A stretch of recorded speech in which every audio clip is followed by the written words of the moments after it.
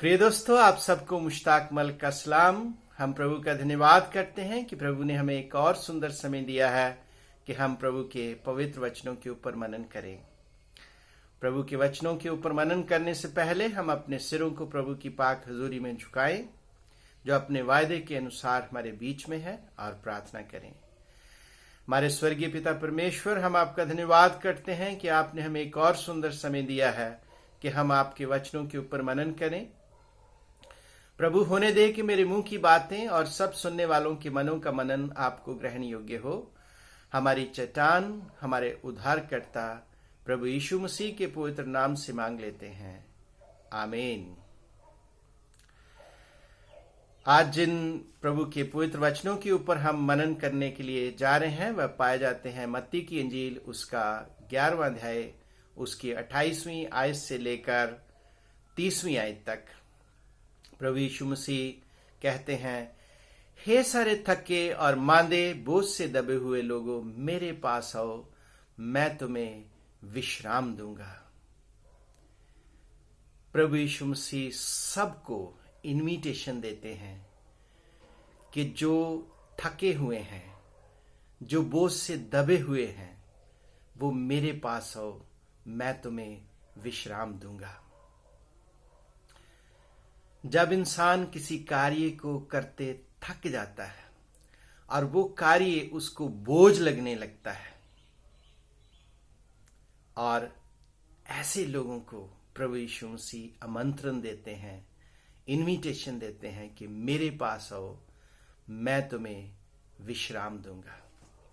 प्रभु यीशु मसीह के समय में लोग धार्मिक कार्यों को करते करते थक चुके थे, क्योंकि उस समय के धार्मिक आगुओं ने, जो परमेश्वर ने मूसा के राही उन्हें शरह दी थी, उसके साथ साथ अपनी इतनी परंपराएं जोड़ दी थी कि लोग उन तमाम परंपराओं को करते करते थक चुके थे और वो उन्हें बोझ लगने लगा था। क्योंकि वह धार्मिक आगू, उस समय के फकी फरीसी, खुद तो उन कार्यों को नहीं करते थे, लेकिन वो दूसरों के ऊपर इतना ज्यादा बोझ डाल देते थे कि वो लोग उस बोझ को उठाने के असमर्थ अपने आप को महसूस करते थे। जैसे प्रभु ने कहा कि हे पखंडियों, तुम लोगों के ऊपर इतना बोझ डालते हो, खुद तो तुम अपनी उंगली से भी उसे छूना नहीं चाहते, लेकिन दूसरों के ऊपर आप बोझ डाल देते हो। अगर हम आज के हालात में देखें तो लोग अपने जीवन में कई ऐसी परिस्थितियों में पड़ जाते हैं जब उन्हें कार्य बोझ लगने लगता है। ऐसी परिस्थितियों में होते हैं कि वो अपनी जीवन को एक बोझ समझने लगते हैं कि मेरा जीवन जो है, इसका कोई मकसद नहीं है, जीवन में कोई आशा नहीं है, और वो अपने जीवन को एक बोझ समझने लगते हैं। ऐसी परिस्थितियों में हमेशा लोग 3 किस्म के फैसले लेते हैं। सबसे पहला फैसला, अपने बोझ को कम करने के लिए, अपने दुख को कम करने के लिए लोग सबसे पहले उसको भुलाने की कोशिश करते हैं, और भुलाने के लिए वो हमेशा नशों का सहारा लेते हैं। क्योंकि आपको अपना बोझ कम करने के लिए किसी न किसी चीज का सहारा लेना पड़ता है। तो अक्सर ये देखने में आया है कि लोग अपने बोझ को कम करने के लिए जो है वो नशों का सहारा लेते हैं, ताकि वो कहते हैं कि हम इसलिए नशे करते हैं ताकि हम अपने दुख को भुला सकें, अपने बोझ को कम कर सकें, अपनी परेशानियों से हम उबर सकें।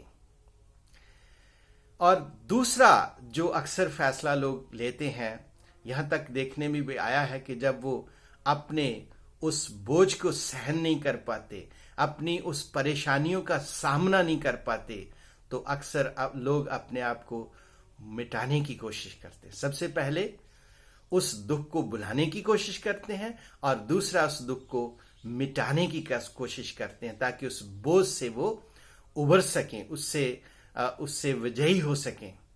तो अक्सर देखने में आया है कि लोग ऐसी परिस्थितियों में आत्महत्या तक कर लेते हैं, सुइसाइड कर लेते हैं। वो सोचते हैं कि ऐसा करने से हम उससे विजयी हो सकते हैं, हम उससे ऊपर उठ सकते हैं। और तीसरे किस्म का जो लोग ऐसी परिस्थितियों में एक्शन लेते हैं, कार्य करते हैं, वो है बदल जाने का। ऐसा निर्णय जो कि जीवन में एक टर्निंग पॉइंट होता है कि उनका जीवन पूर्ण रीति से बदल जाता है और वो ऐसी परिस्थिति में आ जाते हैं कि वो ऐसे हालातों में भी, ऐसी परिस्थितियों में भी वो अपने आप को इतना मजबूत समझते हैं, इतना ताकतवर समझते हैं और इतना ज्यादा अपने ऐसी परिस्थितियों में भी वो शांति महसूस करते हैं। उनका जीवन बदल जाता है, तब्दील हो जाता है। तो ये कैसे संभव है कि दुख के समय भी, बोझ के समय भी, तकलीफ के समय भी, परेशानी के समय भी इंसान जो है वो रेस्ट पा सके? Is it possible? क्या ये संभव है कि आदमी ऐसी परिस्थिति में भी जो है, जब मुश्किल है, मुसीबत है, परेशानी है, दुख है और जीवन जो है एक बोझ लगने लगता है, क्या ऐसे हालातों में भी इंसान शांति का आभास कर सकता है, शांति को महसूस कर सकता है? तो बाइबल में भी ऐसी बहुत सारी उदाहरणें हमें देखने को मिलती है। जब प्रभु यीशु मसीह अपने चेलों के साथ किश्ती में जा रहे थे, नाव में जा रहे थे, तो हम देखते हैं कि प्रभु यीशु मसीह, जब तूफान आया हुआ है, जो समुद्र है उसमें तूफान है, किश्ती जो है वो डगमगा रही है, लेकिन प्रभु यीशु मसीह उसमें आराम कर रहे हैं, प्रभु यीशु मसीह सो रहे हैं। तो ऐसी परिस्थितियों में तभी संभव है जब प्रभु यीशु मसीह की तरह, जो प्रभु यीशु मसीह की तरह हम हैं, प्रभु यीशु मसीह के साथ हम जुड़े हुए हैं, प्रभु यीशु मसीह के ऊपर हम अपना बोझ डाल देते हैं, तो तभी हम मुश्किल हालातों में भी ऐसी शांति को अनुभव कर सकते हैं, उसको हम महसूस कर सकते हैं। और भी बहुत सारी उदाहरणें हमें देखने को मिलती है कि जब पालूस और सिलास, जिनको जेल में डाल दिया गया, उनको मारा गया, उनके पांवों में, हाथों में बेड़ियां डाल दी गई, रात के 12 बजे वो प्रभु की बंदगी कर रहे थे, प्रभु के गीत गा रहे थे। ऐसी परिस्थिति में भी they could feel the presence of God, they could feel rest in Jesus Christ. प्रभु यीशु मसीह में वो जो शांति महसूस कर रहे थे और परमेश्वर की मौजूदगी का एहसास कर रहे थे। ये तभी संभव है। तो प्रभु यीशु मसीह सबसे पहली बात ऐसे लोगों को आमंत्रण देते हैं, इनविटेशन देते हैं कि मेरे पास आओ, मैं तुम्हें आराम दूंगा। If you come to me I will give you rest. अगर आप मेरे पास आएंगे तो मैं तुम्हें आराम दूंगा। मेरे प्रिय बहनों और भाइयों, अगर आप अभी तक प्रभु के पास नहीं आए हैं तो प्रभु आपको इनविटेशन देता है, प्रभु आपको आमंत्रण देता है कि आप प्रभु यीशु के पास आएं और सब कुछ छोड़कर, सारे बोझ को छोड़कर, जो अपना सारा बोझ है उसको प्रभु के ऊपर डाल दें, अपने ऊपर बिल्कुल ना रखें। मुझे याद आती है एक कहानी जो मैंने सुनी थी कि एक बार एक औरत ने एक गठरी अपने सिर के ऊपर उठाई हुई थी और वो गठरी काफी भारी थी और उस बोझ को लेते लेते वो थक चुकी थी, चल रही थी, थक चुकी थी। और जब वो चल रही थी तो एक वहां से व्यक्ति निकलता है जो एक अपनी व्हीकल पे जा रहा था, तो उसने उसको आमंत्रण दिया, उसको इनविटेशन दिया कि माता जी आप मेरे इस व्हीकल के ऊपर आके बैठ जाएं। तो वो जो औरत है वो उस व्हीकल के ऊपर, उस गाड़ी के ऊपर बैठ जाती है। वो गाड़ी के ऊपर तो बैठ जाती है, लेकिन वो बोझा जो था वो अभी भी उसने अपने सिर के ऊपर रखा हुआ था। और जब वो गाड़ी वाला पीछे मुड़ के देखता है तो वो देखता है कि उस स्त्री ने, उस औरत ने अपना बोझा अपने सिर के ऊपर रखा हुआ है। तो उसको कहता है कि आप अपना बोझा जो है वो गाड़ी के ऊपर रख दो। वो गाड़ी के ऊपर तो बैठी हुई है, लेकिन अभी भी अपना बोझा जो है वो अपने सिर के ऊपर ही रखा हुआ है। कितनी बार ऐसा होता है कि हम प्रभु यीशु मसीह के पास तो आ जाते हैं, लेकिन अपना बोझ जो है फिर भी अपने ऊपर रखे रहते हैं, अपने सिर के ऊपर से बोझ को उतारते नहीं है। तो प्रभु यीशु मसीह कहते हैं कि मेरे पास आओ, मैं तुम्हें आराम दूंगा। अपना सारा बोझ मेरे ऊपर डाल दो, अपनी सारी चिंताएं, अपना सारा फिक्र, अपनी सारी पीड़ा, अपने सारे दुख मेरे ऊपर डाल दो और मैं तुम्हें विश्राम दूंगा। दूसरी बात यहां प्रभु यीशु मसीह जो बताते हैं वो है कि आप अपना सारा बोझ मेरे ऊपर डाल दो,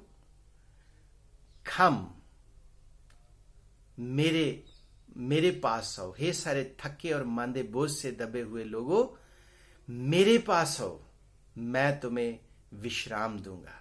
और दूसरी बात प्रभु यीशु मसीह यहां कहते हैं कि मेरा जुआ अपने ऊपर ले लो, मेरा जुआ अपने ऊपर ले लो। तो यहां हम देखते हैं कि प्रभु यीशु मसीह कहते हैं कि मेरा जुआ है अपने ऊपर ले लो, क्योंकि मेरा जुआ हल्का और मुलायम है। मेरा जुआ हल्का और मुलायम है। अगर आप जुए के बारे में जानते हो तो जुआ वो होता है जिसमें दो बल्द जो है उनको जोया जाता है ताकि उनको जोकर हल चलाया जा सके। तो उनका अगर बैलेंस सही होता है तो वो अच्छी तरीके से चल सकते हैं। और वो बोझा जो है वो बहुत मुश्किल होता है, क्योंकि उसके साथ साथ हल को, ज़मीन को जो है उसको ज़मीन को उखाड़ते हुए उनको लेकर चलना होता है। तो प्रभु यीशु मसीह यहाँ दूसरी बात जो कहते हैं कि आप मेरा जुआ अपने ऊपर ले लो। तो ये जुआ जो है ये डिसाइपलशिप यानी कि जो चेला होने की बात है, वो प्रभु यीशु मसीह कहते हैं कि आप जो है अगर अपना बोझा मेरे ऊपर डाल देंगे और जो मेरी इंस्ट्रक्शंस हैं, मेरी आज्ञाएं हैं, उनकी अगर पालना करेंगे तो आप अपने जीवन में आराम पाएंगे। क्योंकि मेरी जो इंस्ट्रक्शंस हैं, मेरा जो काम करने का तरीका है वो मुश्किल नहीं है, वो आसान है। तो प्रभु यीशु मसीह दूसरी बात जो यहाँ डिसाइपलशिप की कहते हैं कि मेरा जुआ अपने ऊपर ले लो, क्योंकि मेरा जुआ हल्का और मुलायम है। प्रभु यीशु मसीह दो ही जो पूरी शरह है उसको दो बातों में ही जो है पूर्ण रीति से बताया गया है कि परमेश्वर से प्रेम करो और एक दूसरे से प्रेम करो। अपने सारे मन, अपने सारे दिल और अपनी सारी जान और अपनी सारी ताकत से अपने परमेश्वर से प्रेम कर और अपने पड़ोसी को अपने बराबर मोहब्बत रख। ये जो शरा है उसका सार है, प्रभु का वचन कहता है। तो प्रभु यीशु मसीह कहते हैं कि ये जो तमाम बातें फकीर फरीसियों ने जोड़ रखी हैं, जो आपके लिए बोझ बन गई हैं, आप अपने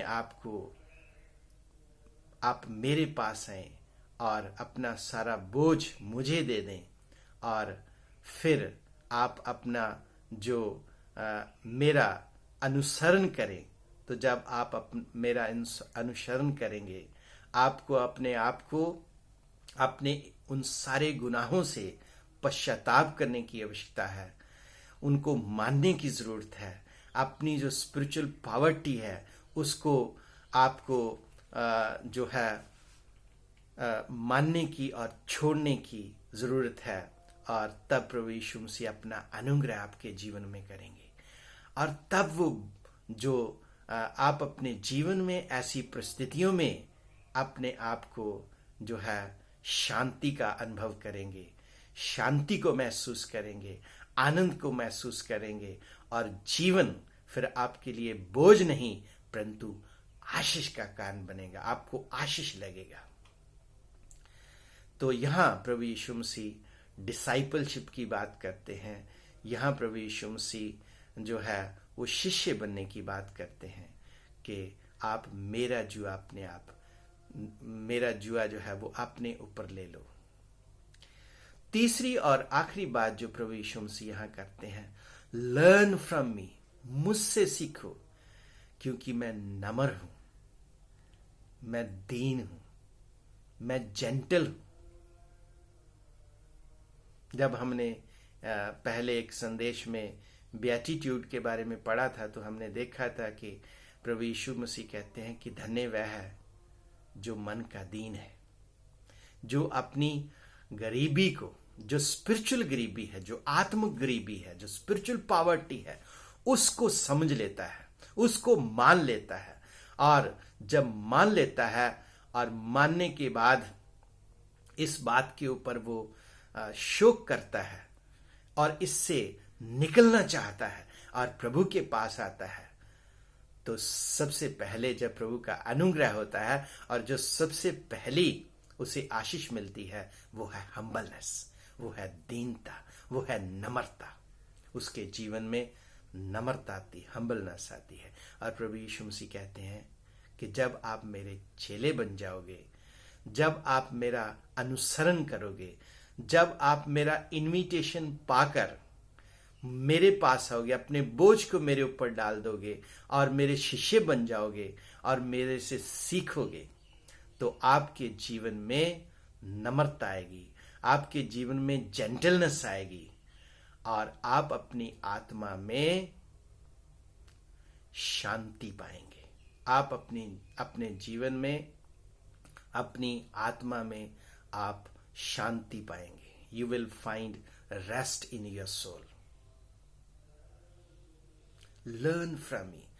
मेरे प्रिय बहनों और भाइयों, हमें प्रभु के कदमों में बैठकर सीखना है, और जब हम उसके कदमों में बैठकर सीखेंगे तो प्रभु हमें अपनी आशीषों से, अपनी बरकतों से लबरेज करेगा, भर देगा, और फिर कोई भी परिस्थिति जो है वो बोझ नहीं परंतु आशीष लगने लगेगी,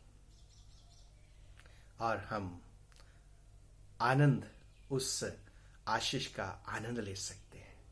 हम उस आशीष को जी सकते हैं, और ना सिर्फ अपने लिए परंतु हम दूसरों के लिए भी आशीष का कारण बन सकते हैं। सो आइए हम इन 3 बातों को अपने जीवन में अपनाएं। सबसे पहली बात, अगर आपने आज तक प्रभु यीशु मसीह के इनविटेशन को ग्रहण नहीं किया है, तो आपके लिए आज समय है कि आप प्रभु यीशु मसीह के इस इनविटेशन को ग्रहण करें। अगर आप जीवन को बोझ समझ रहे हैं, अगर आप अपने जीवन में निराश हो चुके हैं, अगर आप सोचते हैं कि अब जीवन में कुछ बचा नहीं है, बोझ इतना बड़ा है कि आपने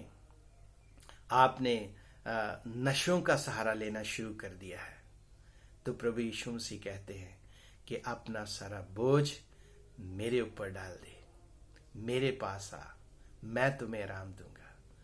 प्रभु यीशु मसीह कहते हैं कि अपना जुआ, जो मेरा जुआ है, वो अपने ऊपर ले ले, क्योंकि मेरा जुआ हल्का और मुलायम है। उससे आपको तकलीफ नहीं होगी, उससे आपको परेशानी नहीं होगी।